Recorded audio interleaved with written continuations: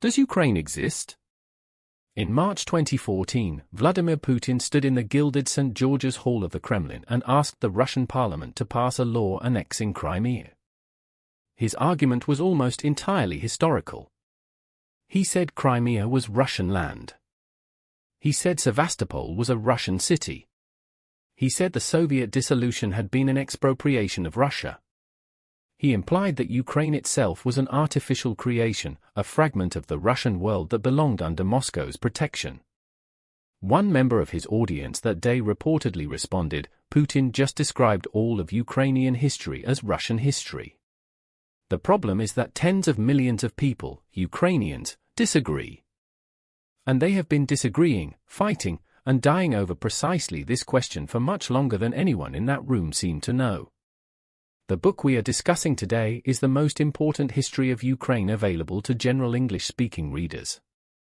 Its title is The Gates of Europe, The History of Ukraine, written by Serhiy Plokhy and first published in 2015. What are the Gates of Europe? The title is not a marketing phrase. It is a geographical and historical fact. Ukraine sits at the western end of the Eurasian steppe. To its east lies Russia. To its west, Poland, Slovakia, and Hungary. To its south, the Black Sea. Every nomadic conquest from the east had to pass through this land. Every European expansion eastward met its resistance here. Ukraine has always been a critical trade and cultural corridor between East and West, a hinge point of history. That is what it means to be the gates of Europe. The question it attempts to answer runs directly against Putin's claims: does Ukraine have its own distinct history, identity, and national tradition, or is it, as generations of Russian rulers have insisted, simply a variant of Russia?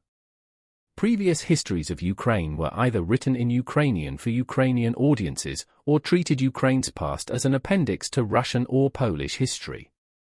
Plokhy's book is the first major synthesis that presents Ukrainian history on its own terms, in English, for a global audience. It draws on decades of archival research, including documents opened only after 1991.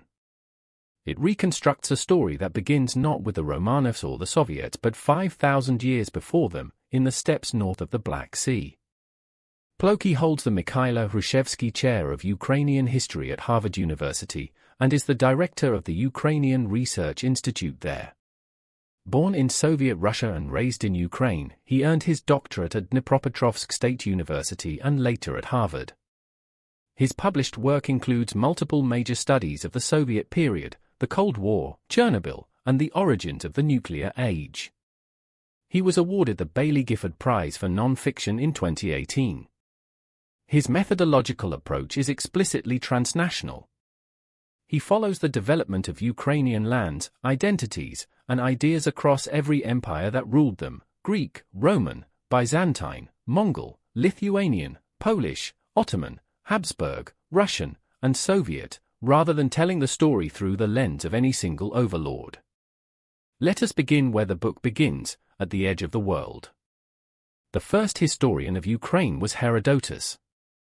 This is not a metaphor. In the 5th century BCE, the Greek historian traveled, or gathered testimony from those who had traveled, to the lands north of the Black Sea, the Pontic steppes, to research his account of the Greco-Persian Wars. It was from those steppes, in 512 BCE, that the Scythian kings had lured Darius the Great, the Persian emperor, on a humiliating march from the Danube to the Don, exhausting his army without ever giving him a battle. Herodotus was fascinated. He recorded everything he could learn about the Scythians, their customs, their burial practices, their gods. He became, in the process, the first geographer and ethnographer of what would one day be called Ukraine. The Greeks knew little about these lands before Herodotus. They imagined them as a frontier of the gods, the resting place of Achilles, the homeland of the Amazons, the domain of the ferocious Taurians of the Crimea, who sacrificed storm-tossed sailors on the altars of their goddess. The reality was at once more prosaic and more consequential. From the 7th century BCE onward, Greek colonies sprang up along the northern Black Sea coast, founded mostly by settlers from Miletus, the great trading city of western Anatolia. Panticapaeum in the Crimea, Olbia at the mouth of the Dnieper, Chersonesus near modern Sevastopol. These cities brought the Pontic frontier into the Greek commercial and cultural world. Grain from the fertile Ukrainian steppes fed Athens and other city-states for centuries. The territory of modern Ukraine was not the edge of civilization. It was one of civilization's granaries. The Scythians who dominated the steppes from the 7th to the 3rd century BCE were not the savages Greek imagination pictured. Herodotus documented their complex rituals, their elaborate burial mounds, the kurgans, the gold artwork of extraordinary quality deposited with their dead. Archaeology has confirmed much of what he recorded. The Scythians were part of a vast network of steppe nomadic cultures stretching from the Black Sea to Central Asia. Their relationship with settled civilization was more complex than simple plunder. It involved exchange, tribute, and cultural influence flowing in multiple directions. The book traces the subsequent succession of peoples through these lands, Sarmatians replacing Scythians, Goths arriving from the Baltic, Huns sweeping in from the east, Bulgars and Avars, the great churning of peoples that the medieval sources called the Age of Migrations. Each wave left traces that archaeology has recovered. Each wave was also followed, eventually, by the slow return of settled agricultural communities, a pattern that would repeat itself across centuries. The land was too fertile to remain empty for long. The Slavs, ancestors of modern Ukrainians, Russians, Poles, and other Slavic peoples, emerged from the forests north and west of the Pontic steppes beginning in the 5th century CE and gradually spread across an enormous arc of Eastern Europe. By the 9th century, when the Vikings arrived from Scandinavia, Slavic communities had established themselves across much of what is now Ukraine, Belarus, and Russia. The Vikings, known in the eastern sources as Varangians, sailed down the great river systems, the Dnieper, the Volga, the Dvina. They were warriors, traders, and eventually rulers. The Rus, the people and state that emerged from their interaction with the Slavic populations of the region, would give their name to the civilization that followed. The exact date when the Viking Age touched these lands is not known. But we have a precise date for when it reached Byzantium, June 8, 860, when a Viking flotilla sailed down the Dnieper, across the Black Sea, and attacked Constantinople itself, catching the Emperor Michael and his fleet completely by surprise. The attack failed. But it began the entanglement between the Rus and the Byzantine world that would define the next 3 centuries. Kiev, situated on the high bank of the Dnieper at a critical juncture between the forest zone to the north and the steppes to the south, emerged as the center of the Rus state. The princes of Kiev derived their authority partly from trade. The route from the Baltic to Byzantium ran through Kiev, and partly from the charisma of military success. Prince Volodymyr, who ruled at the end of the 10th century, made the decision that would shape Ukrainian and Russian civilization for a millennium. He accepted Christianity from Byzantium. The account in the primary chronicle records that he considered and rejected Islam, Judaism, and Western Christianity before choosing the faith of Constantinople. His envoys to Hagia Sophia had reportedly been so overwhelmed by its beauty that they could not tell whether they were on earth or in heaven. The conversion of 988 was one of the most consequential acts in the history of Eastern Europe. It brought to Kiev the Byzantine tradition of sacred architecture, icon painting, manuscript illumination, ecclesiastical law, and the Cyrillic alphabet. Volodymyr's son Yaroslav reigned from 1019 to 1054 and is known to history as Yaroslav the Wise. He built in Kiev the Cathedral of St. Sophia, modeled on Hagia Sophia in Constantinople, and promoted Kiev as a center of Orthodox Christian culture, a new Jerusalem on the Dnieper. He arranged marriages between his children and the ruling families of France, Norway, Hungary, and Poland. The Kievan state at its height was fully integrated into the political and cultural world of medieval Europe. The Mongol catastrophe of 1240 ended this world. The Mongols under Batu Khan took Kiev on December 7, 1240, and destroyed it so thoroughly that a papal legate passing through 6 years later found only ruins and skulls. The conquest did not merely kill people. It fractured the political and ecclesiastical unity of the Rus lands in ways that proved permanent. The book traces this fracture with particular care because it is central to the divergence of Russian and Ukrainian historical trajectories. The Mongols recognized two centers of Rus rule, the principalities of Vladimir Suzdal in what is now northern Russia, and Galicia-Volhynia in what is now western Ukraine. Constantinople divided the Rus metropolitanate accordingly. From this point, what would become Ukraine and what would become Russia followed different geopolitical paths. The western Rus lands, modern Ukraine, were eventually absorbed into the Grand Duchy of Lithuania and then the Polish-Lithuanian Commonwealth. This placed them within the orbit of Western European political culture, the Renaissance, the Reformation, and eventually the Enlightenment. The eastern Rus lands, modern Russia, remained under Mongol suzerainty, then passed to the Principality of Moscow, which modeled its autocratic traditions partly on the Mongol system of governance. By the time of the Union of Lublin in 1569, which transferred most Ukrainian territories from Lithuania to the Kingdom of Poland, the civilizational gap between the two Rus successor states was already considerable. The next century produced the most consequential development in Ukrainian history before the modern period, the Cossacks. Beginning in the 16th century, the Ukrainian steppes became the homeland of a military society of free warriors, the Cossacks. They were neither serfs nor nobles but something in between. What defined them was their willingness to fight and their refusal to submit to the serfdom spreading across the Polish Commonwealth. They established their main base at the Zaporozhian Sich, a fortified island settlement beyond the Dnieper Rapids. Zaporizhia simply means beyond the rapids. The Sich was a republic of warriors, governed by elected officers called hetmans, bound by a military code that valued personal freedom and collective solidarity. The Cossacks became the military frontier of the Christian world against the Crimean Tatars and the Ottoman Empire to the south. The Tatar slave raids on Ukrainian villages were a persistent horror. All 5 major Tatar routes to the settled lands ran through Ukraine, and the Cossacks were the only effective defense against them.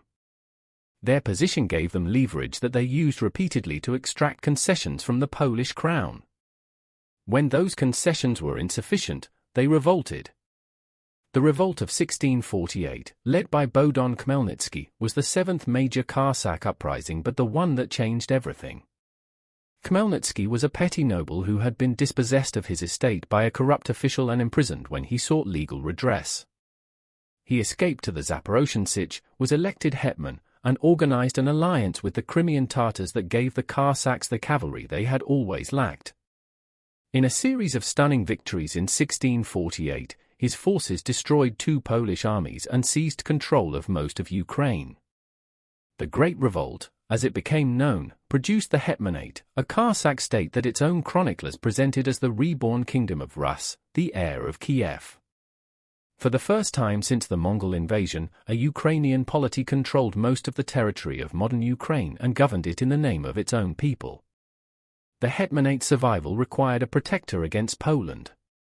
In 1654, at Pereyaslav, Khmelnytsky reached an agreement with Muscovy. The precise nature of that agreement, whether it was a military alliance, a protectorate, or an act of submission, has been debated for centuries and remains politically charged today. Moscow interpreted it as permanent incorporation. The Cossacks interpreted it as a conditional arrangement that could be unmade. The Battle of Poltava in 1709, where Peter the Great destroyed the Swedish army and the Cossack forces allied with Sweden under Hetman Ivan Mazepa, settled the question by force. The Hetmanate survived for another generation but was abolished by Catherine the Great in 1764. Ukraine had become a province of the Russian Empire. The national awakening that followed tracks a pattern familiar from other 19th-century national movements, but with a peculiarity specific to Ukraine. In most nations, the intellectuals who invented national identity did so on the basis of an existing literary tradition. In Ukraine, the literary tradition had been suppressed. The Tsarist government, alarmed by the political implications of Ukrainian cultural activity, twice banned publication in the Ukrainian language, the Ems Decree of 1876 being the most comprehensive prohibition. Ukrainian history was to be Russian history with local color. Ukrainian language was to be treated as a dialect or deformation of Russian. Ukrainian identity was presented as a Polish or Austrian provocation designed to split the Russian nation. The book documents these suppression campaigns in detail because they are essential context for understanding both the delayed development of Ukrainian nationalism and the ferocity with which it eventually emerged. Against this pressure, the Ukrainian national movement generated a literature, a historiography, and eventually a political program. The poet Taras Shevchenko, born a serf in 1814, became the central figure in this awakening. His collection of poems, the Kobzar, the word means wandering bard, established a Ukrainian literary language and gave the national movement an emotional core that no political argument could match. Ukraine has not yet perished, began the anthem written by Pavlo Chubinsky in 1862, its defiant optimism borrowed directly from the Polish anthem that had inspired a generation of stateless patriots. On the Austrian side of the border, in Galicia, Ukrainian cultural and political life was freer than under Russian rule, and Ukrainian scholars and activists there created the institutions, newspapers, universities, political parties, that sustained the movement until it could come into the open. The First World War and the collapse of the three empires that divided Ukraine, Russian, Habsburg, and Ottoman, gave Ukrainian nationalism its moment. In the chaos of 1917 to 1921, Ukrainian governments declared independence 3 separate times, fought armies representing 5 different powers simultaneously, and still failed to establish a stable state. The Central Roda's proclamation of independence on January 22, 1918 was followed within months by a German occupation. Then a Bolshevik invasion. Then a counter-coup by the former Tsarist General Pavlo Skoropadsky under German sponsorship. Then the restoration of the Roda's successor, the Directory. Then renewed Bolshevik invasion. Then Denikin's White Army. Then the Polish-Soviet War. Then the final Bolshevik conquest. The dream of Ukrainian statehood, briefly realized on a cold January morning in Kiev when cameras captured happy crowds gathering at St. Sophia Square for a unification ceremony, was shattered within a year. The Soviet period that followed produced 2 catastrophes of such scale that they defined Ukrainian historical memory for the rest of the century. The first was the Holodomor, the famine of 1932 to 1933. Stalin's collectivization campaign had stripped Ukrainian peasants of their land, their livestock, and finally their grain. When collectivization produced famine, Stalin denied relief, banned the word from official correspondence, and intensified procurement quotas. Party cadres went village to village confiscating not only grain but livestock and anything else that could serve as food. Peasants who could not meet quotas had their villages placed on blacklists, cutting off all supplies. By the end of 1933, approximately 4 million people had died in Ukraine of starvation, every 8th person in the country. A party official visiting 7 randomly selected villages in the Uman district in May 1932 reported 216 registered deaths from hunger that month and 686 people expected to die in the next few days. In one village, Horodnitsia, up to 100 have died. The daily death toll is 8 to 12. People are swollen with hunger on 100 of 600 homesteads. The official forwarded this report to his superiors asking for relief. Stalin denied it. He wrote in August 1932 to his Lieutenant Kaganovich that Ukraine was the main problem, that Ukrainian party cadres were riddled with nationalists and saboteurs, and that if we do not start fixing the situation in Ukraine right away, we may lose Ukraine. The Holodomor was simultaneously a product of brutal agricultural policy and a deliberate political assault on Ukrainian society and its leadership. The second catastrophe came with the German invasion of 1941.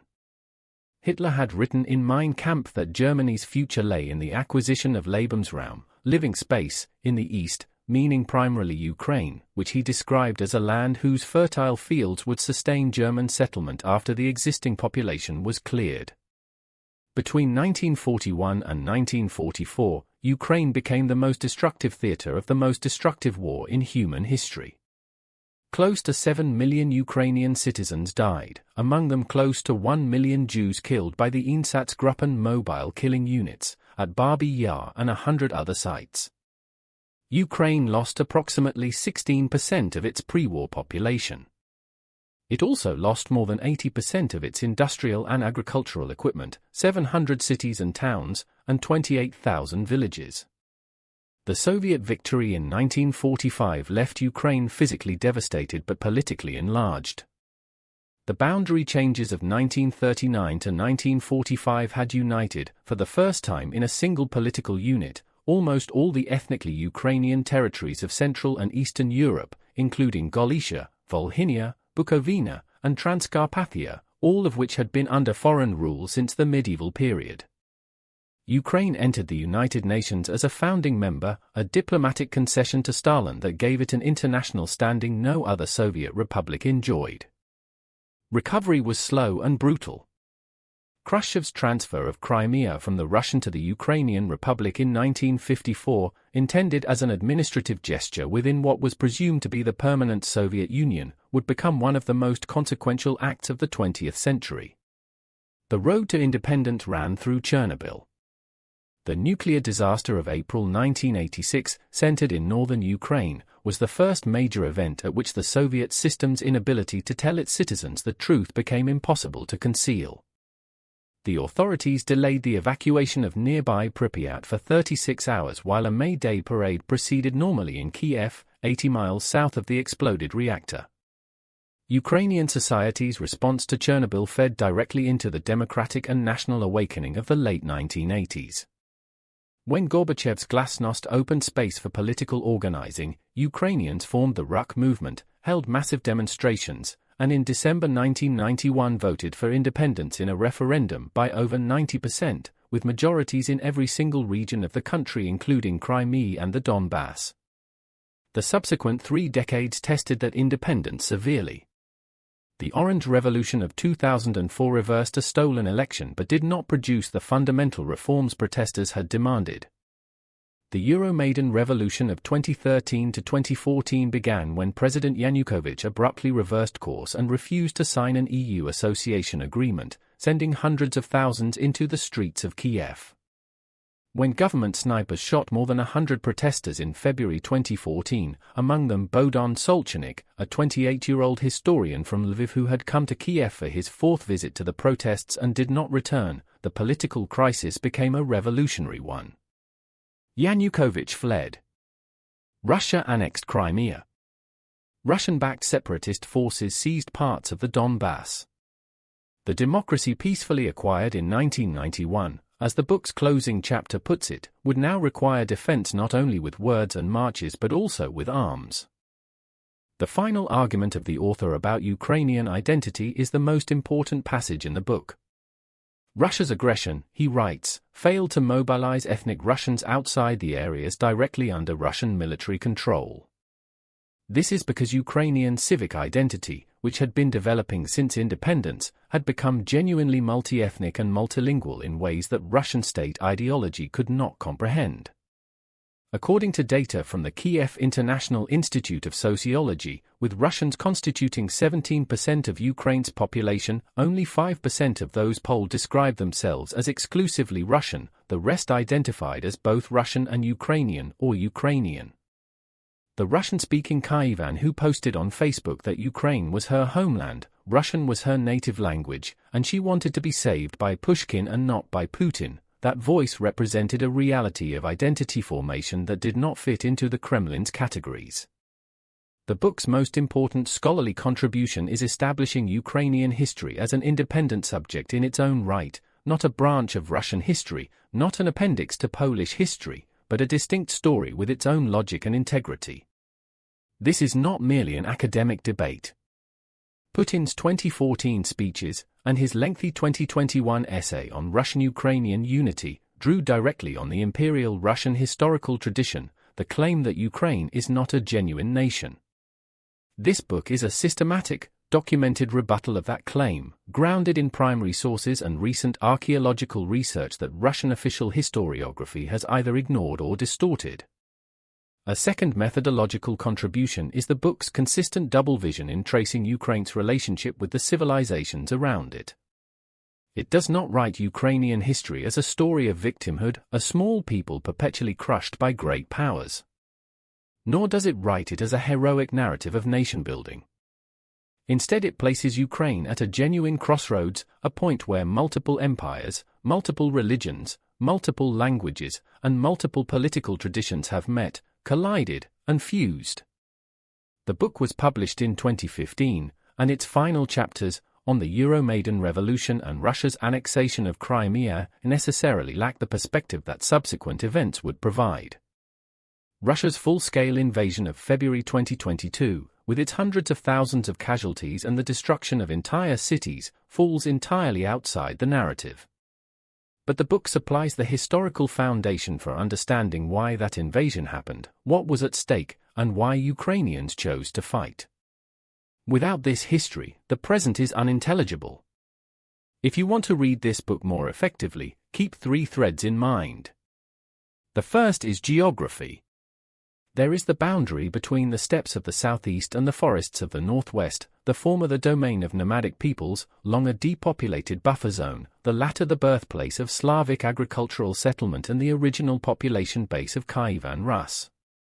Then there is the boundary between the West Bank and the East Bank of the Dnieper. After the Pereyaslav Agreement of 1654, the East Bank fell under Moscow's control and the West Bank remained under Poland. Over more than a century, the two banks developed markedly different political cultures, religious structures, and social trajectories. The second thread is the formation of identity, the Cossack spirit, Orthodox culture, and Ukrainian language literature. These 3 are the pillars of Ukrainian national consciousness. The third thread is the succession of empires, Mongols, Lithuanians, Poles, Russians, Austrians, Nazi Germans, Soviets, each arriving in turn, each leaving its mark on Ukrainian soil, the layers accumulating into the complex map we see today. Does Ukraine exist? The book's answer spans 5,000 years. Yes, it does. It predates the Romanov dynasty. It predates the Habsburg Empire. It predates the Soviet Union. It predates every power that has ever claimed it does not exist. If Ukraine belongs to no outsider, it can only belong to Ukrainians. The gates of Europe have opened and closed across this land, again and again.